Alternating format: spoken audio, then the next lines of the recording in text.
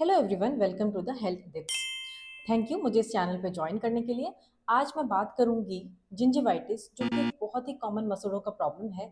इसको हम कैसे ठीक कर सकते हैं या घर पर ही हम इसको कैसे हील कर सकते हैं। अगर आप चैनल पर नए हैं या फिर आपने पहली बार चैनल डिस्कवर किया है तो प्लीज़ चैनल को सब्सक्राइब करें और वीडियो में लास्ट तक बने रहें। इससे रिलेटेड अगर कोई भी आपको क्वेरीज है तो आप कमेंट बॉक्स में कमेंट कर सकते हैं। तो ये जानने के लिए कि आपको जिंजिवाइटिस है या नहीं है, उससे पहले हमें ये जानना होगा कि जिंजिवाइटिस होता क्या है, ये कैसा है, और अगर हमने इसका टाइमली इलाज नहीं किया तो क्या क्या प्रॉब्लम आ सकती है।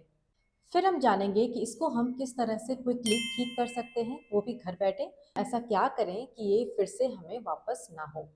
अगर आपके मसूड़ों में पफिनेस जैसी चीज़ है या फिर स्वेलिंग है और रेडनेस है आपके मसूड़ों में, इसके साथ अगर आप ब्रश करते हैं तो ब्रश करते वक्त खून आ रहा है, तो ये सारे जो फीचर्स हैं ये जिंजिवाइटिस की तरफ इशारा करते हैं। अगर आप ये सारे सिम्टम्स को इग्नोर कर रहे हैं या फिर ब्रश करना ही अवॉइड कर रहे हैं तो आप सबसे बड़ी गलती कर रहे हैं। वैसे तो हमारी बॉडी में कहीं भी अगर ब्लीडिंग होती है तो हम उस एरिया को छोड़ देते हैं, पर अपने माउथ के केस में या फिर मुंह में अगर हमें ब्लीडिंग हो रही है, मसूड़ों में ब्लीडिंग हो रही है, तो हमें छोड़ना नहीं है, बल्कि हमें ब्रश करते रहना है अपने रेगुलर रूटीन पे। तो दोस्तों, जिंजिवाइटिस एक तरह का इन्फेक्शन होता है, बैक्टीरियल इन्फेक्शन होता है हमारे मुंह में।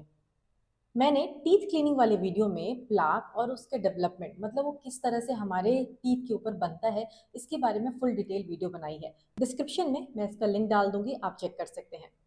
यहाँ भी हमारे दांत और हमारे मसूड़ों के बीच में प्लाक का फॉर्मेशन होता है और प्लाक बिल्डअप होना शुरू होता है। और ये जो प्लाक का लेयर है जिसमें बहुत सारे बैक्टीरियाज होते हैं, वो एक दूसरे के ऊपर लेयर अप होकर के एक मास सा बना लेते हैं।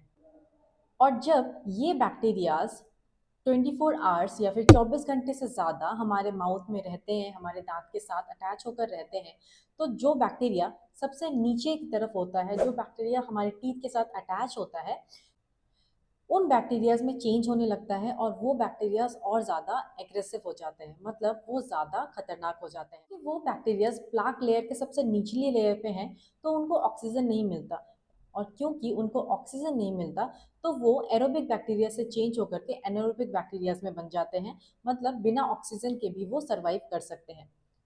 ये anaerobic bacterias toxin pump out करने लगते हैं हमारे माउथ में, जिसकी वजह से जो हमारा मसूड़ा है उसमें इरिटेशन होना शुरू हो जाता है, जिसकी वजह से हमारे मसूड़ों में सूजन आता है, वो रेड हो जाता है और पेनफुल हो जाता है। अगर आपने इस समय ब्रशिंग अवॉइड किया तो आप सोच सकते हैं कि क्या होगा।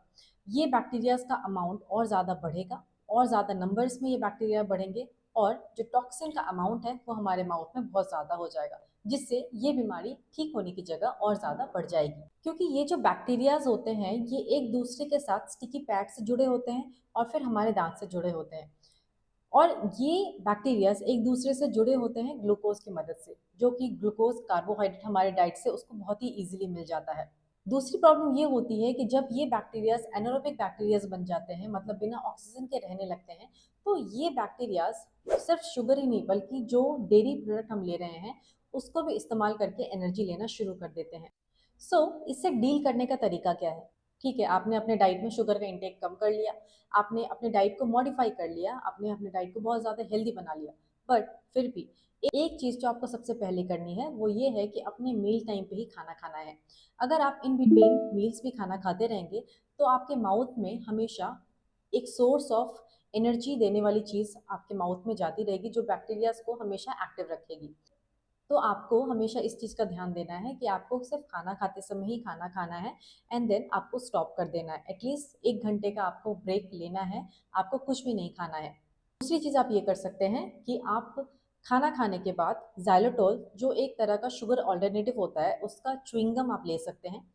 ये ज़ाइलोटोल जो प्लाक बिल्डअप हमारे माउथ में हुआ है उसको लूजन अप करने में हेल्प करता है। जैसे मैंने पिछली वीडियो में बताया था कि ज़ाइलोटोल वो भी एक शुगर है, बट ये शुगर सिर्फ गुड बैक्टीरियाज को फीड करता है, और जो बैक्टीरियाज प्लाक कॉजिंग बैक्टीरियाज हैं या फिर जो अनहेल्दी बैक्टीरिया है हमारे माउथ में, वो इस शुगर को यूज़ नहीं कर पाते और फिर उनको एनर्जी नहीं मिलती।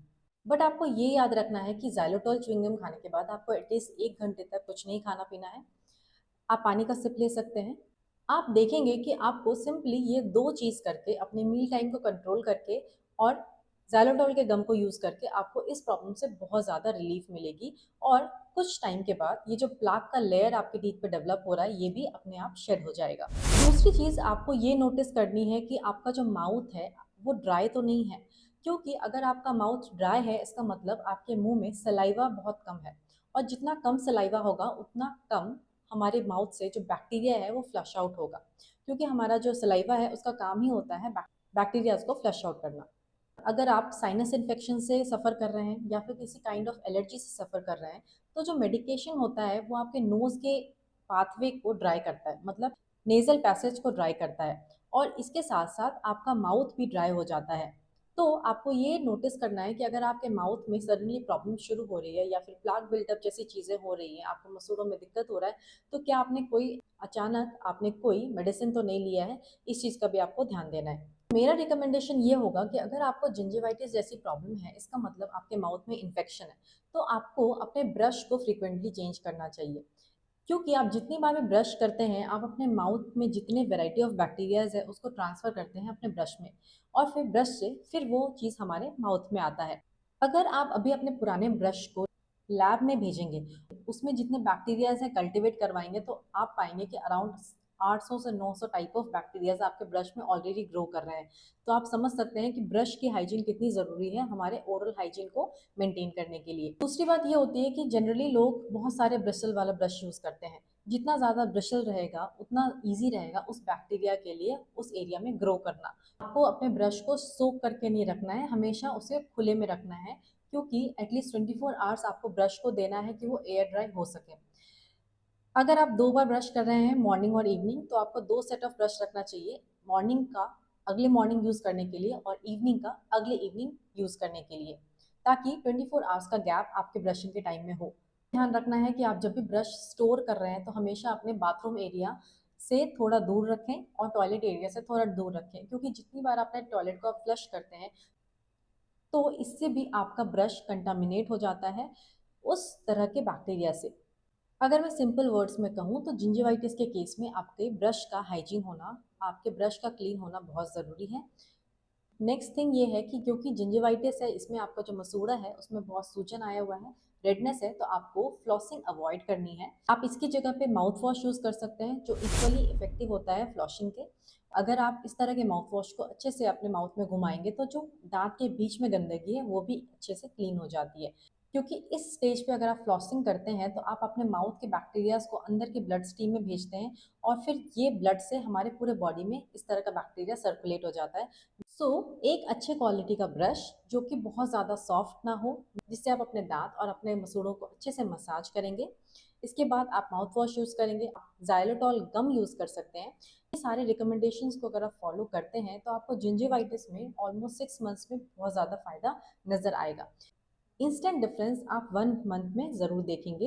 1 महीना आप इस स्ट्रैटेजी को फॉलो कीजिए और मुझे कमेंट करके बताइए कि आपको इससे कुछ फ़ायदा हुआ या नहीं हुआ। अब बात करते हैं कि जिंजिवाइटिस जैसी चीज़ों को या फिर मसूड़ों के इस इन्फेक्शन को अगर हमने टाइमली ध्यान नहीं दिया तो क्या क्या प्रॉब्लम आ सकती है।